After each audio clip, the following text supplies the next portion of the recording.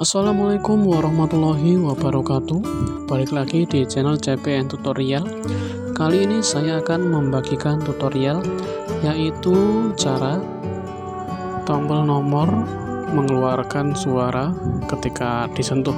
Pertama kali kita buka pengaturan, kita scroll ke bawah, kita pilih suara dan getaran, kemudian kita scroll ke bawah lagi, kita centang ya nada tombol nomor, maka otomatis ketika tombol nomor disentuh itu akan mengeluarkan suara. Oke, itu saja yang bisa saya bagikan, semoga bermanfaat.